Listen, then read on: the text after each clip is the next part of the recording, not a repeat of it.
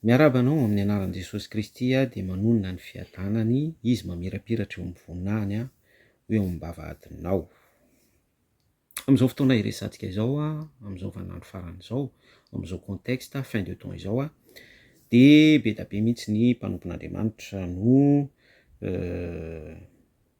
miala tsiny hiteny an'ity hoe sanatria izany ny faninana mamoaka fiara raitra 4x4 GMC ao ireo mitaky fiara tsy mataho-dalana Toyota V8 sy ny sisa rehetra, ary ny argument arosin'izy ireny dia hoe hoentiny fampandrosoana ny asan'Andriamanitra. Misy mihitsy moa mpanompon'Andriamanitra anankiray tsy tonontsika ny anarany fa fantatsika rehetra, tena niteny mihitsy izy hoe misy lalana adiny 12 vao vita, de misy journée zany, de tena ilaina ny fiara 4x4 satria raha manana n'ilay fiara V8 ozy izy dia eo amin'ny adiny 7 eo na adiny 9 de efa vita izay halaviran-dalana izay. Ary tena matsapa fa tena reraka tokoa ny tena manao ny asan'Andriamanitra ao anatin'ilay hoe mamita adiny 12 au lieu de adiny 7 izany. Izy ihany koa moa dia efa nanambara araky ny fanambarany ny arahantsika nahita ihany fa tsy maintsy azo izy ny roplanina, tsy maintsy azo ny hélicoptère, tsy hélicoptère ozy fa roplanina mihitsy fanambarany zay. Bon par rapport amin'ilay argument zany de hoe asan'Andriamanitra le izy, zay daholo no aroson'ny olona rehetra, ireo apôstôly rehetra ireo, ireo bishops ireo, ireo mpaminany, ireo goen sy ny sisa rehetrarehetra ireo iarahantsika mahita fa miaraka amin'ny Touareg ny ankamaroany, miaraka amin'ny fiara raitra bling ohatran'izany daholo ny ankamaroan'izy ireo. Eo ihany iny. Fa ny tena tiana ampitaina amintsika sy hitondrana hafatra ho antsika de hoe tsara fantatsika fa ny fiangonana amin'izao dia efa presque entreprise daholo, société efa presque resaka commercial sy business daholo. Zay aloha ny zavatra tena hoe tsara voaray antsika, averiko tsara hoe ny fiangonana amin'izao de efa resaka entreprise commercial daholo. Tsy manaraka an'ilay rafitra, tsy mahafeno an'ilay etika eglizy primitive any amin'ny asan'ny apôstôly zany hoe rehefa nandao Jesosy Kristy de napetrany tamin'ny apôstôly 12 lahy sy ny mpianatra tamin'izany ny ositra, de ireo no nametraka ny antsoina hoe ireo no namelona, ireo no namoha Jesosy Kristy tao anatiny noho ny fo, de zay no nampisy ny antsoina hoe eglizy primitive, zany hoe fiangonana voalohany. Dia ny antony hitaritako ny saitsika hoe ny fiangonana amin'izao dia presque entreprise commerciale daholo dia ny antony de ity ambarako manaraka ity. Izay le hoe entreprise commerciale izay de misy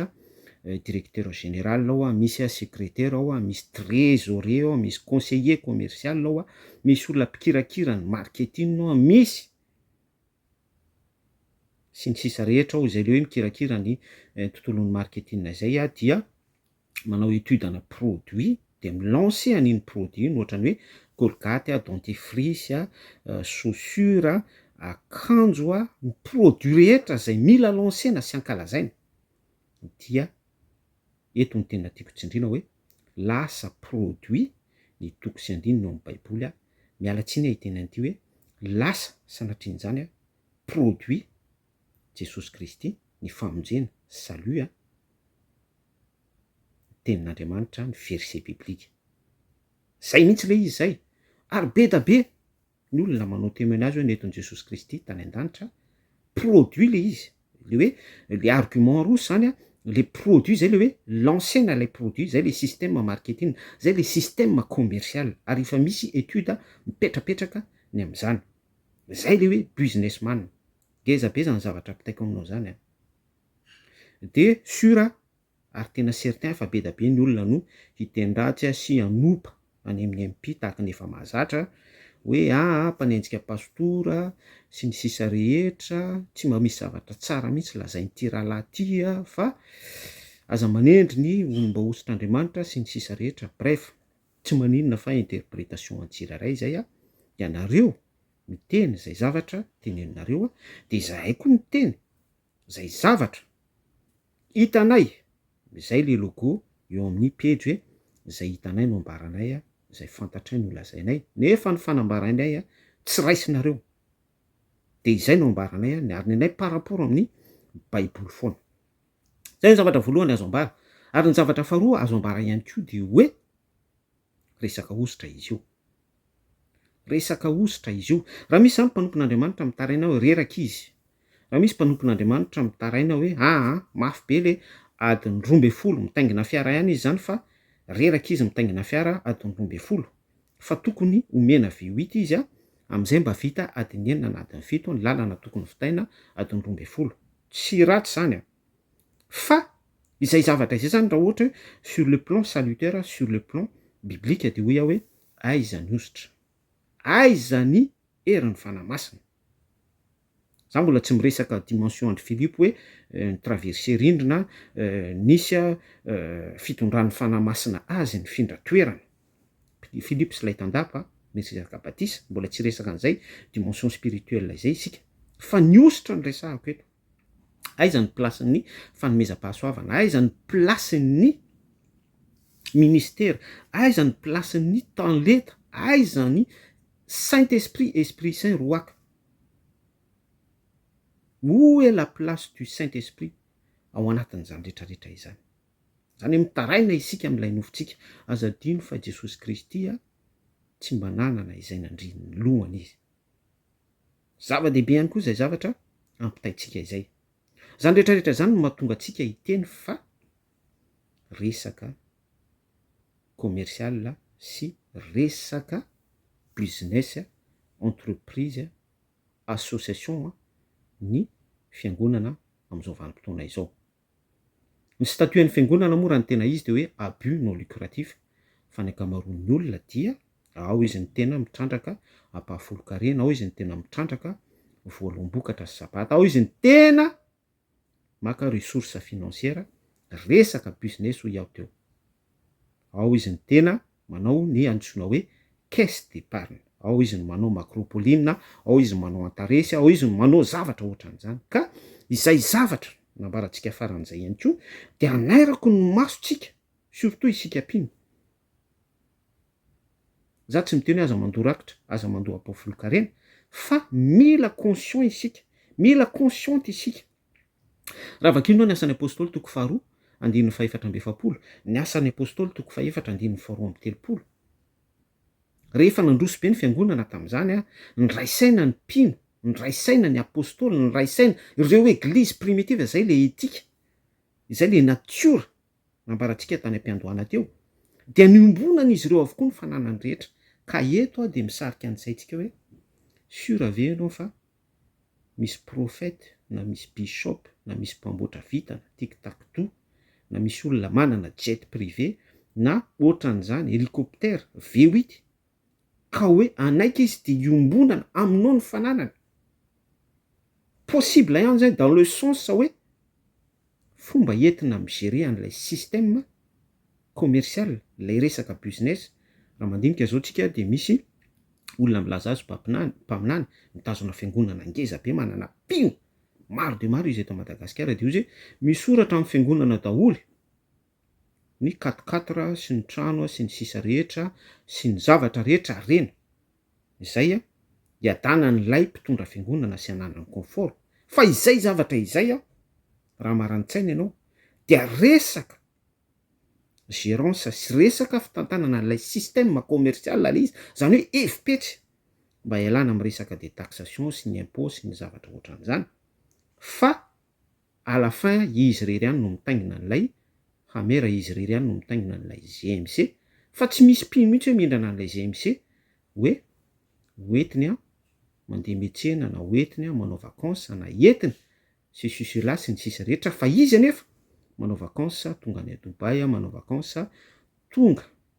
mitsitritra sy mitsipatsipaka, mitsipalay maka sary any amin'ny kianja Barcelona ainsi de suite. Za tsy miteny hoe ratsy zany rehetrarehetra izany satria azon'ilay tanjony, azon'ilay objectif, azon'ilay zavatra nokendreny. Misy piscine ny tranony, misy villa, ny sasany amin'ny zanaky ry zareo mianatra aty an-dafy fa lay mpino na Nicolas andoavany Nikôlasy tokony alohany ho an'ny zanany ary galera be. Ny hofatrano tsy voaloha sy ny sisa rehetra, ny jirama tapaka tsy lera foana, ny vidin-jiro sy ny ohatran'izany mijaly lay mpino manefa anazy. Fa no lay dette morale sy lay émotion efa voasambotry lay businessman, resaka efa esprit zany resantsika izany, dia manana dette morale be izy satria efa manomboka miankohoka izy eo zany, efa manomboka tratran'ilay esprit idolâtre manindrahindra sy miankohoka milay hoe mpanompon'Andriamanitra, kanefa ambodimy tafody zanak'ondry businessman efa miankohoka izy de no lay dette morale de primordial amin'ilay mandoa ampahafolo-karena sy rakotra ho an'ilay entreprise commerciale fa tsy fiangonana. Zany fijery zany tokony hisokatra amin'ny masom-pahitanao daholo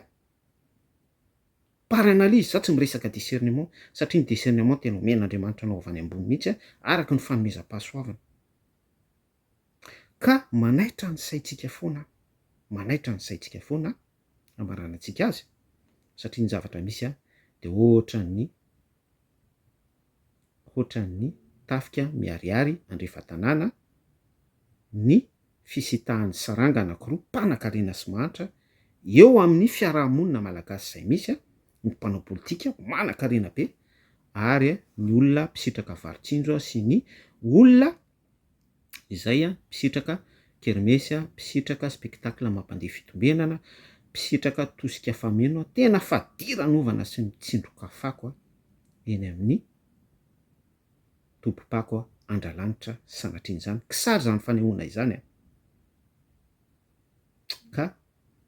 personnel tompoko ny famonjena, tsy miankina amin'izaniza, tsy miankina amina mpanambola, tsy miankina amina entreprise commerciale, tsy miankina amina fiangonana, tsy miankina amina zavatra be da be circonstance ohatran'izany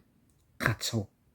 ny fahamarinana sy ny fifandraisana amin'i Jesosy Kristy. Zay foana ny fanahitanatsika eto mila mahaleo tena ianao, mila mpino manana karaktera spirituel matanjaka tsara sy miorina ary mifatotra miorina tsara ao amin'i Jesosy Kristy ianao surtout hoe mila fantatrao ny marina no manafaka anao tsy ho andefo. Be da be mihitsy nareo no tratran'ilay hoe dette morale hoe sody misy impact amin'ny tontolon'ny esprit anareo sy ny ara-panahinareo raha ohatra ka tsy mandoa rakotra amin'ilay fiangonana, tsy mandoa ampahafona amin'ilay fiangonana, tsy manao zao amin'ilay fiangonana, tsy mi-appartenir amin'ilay fiangonana, tsy adepte amin'ilay fiangonana sy ny sisa rehetra, de averiko tsara hoe ny famonjena de tena personnel. Za tsy miteny anao hoe aza miditra fiangonana, za tsy miteny aminao hoe aza miparticiper amin'ny activité sy ny sisa rehetra ao am-piangonana, fa sokafin'ny maso ary mailo manana discernement, manana an'izay fanomezam-pahasoavana izay farany tantsaina miainga amin'ny baiboly satria ny discernement de par étape par analyse amin'ny alalan'ny tenin'Andriamanitra ary pardon spirituel zay tena ngeza be satria io tsy afaka fitahana mihitsy io ary tsy afaka anaovan'ny olona feintifeinty ianao amin'izy io satria fanomezam-pahasoavana omen'Andriamanitra anao manokana izy io, de io mihitsy no entinao mamaky an'ilay olona hoe ty olona ty ambodimy tafody zanak'ondry hoe ty olona ty tena satana velona, ity olona ity kosa tena milaza sy mitory ny fahamarinan'ny soratra masina ary manampy anao betsaka izy araky ny afatra Andriamanitra tsotoa izay petrak'Andriamanitra ao anatin'ilay olona hoentin'Andriamanitra anampy anao amin'ny alalan'iny olona iny noho lay discernement, esprit de discernement fanomezam-pahasoavana voaraina. Fa mino fa misy zavatra voarainao be da be ao anatin'izany zavatra resantsika izany. Raha ny soantsika rehetra tain'i Jesosy Kristy, tia anao Jesosy.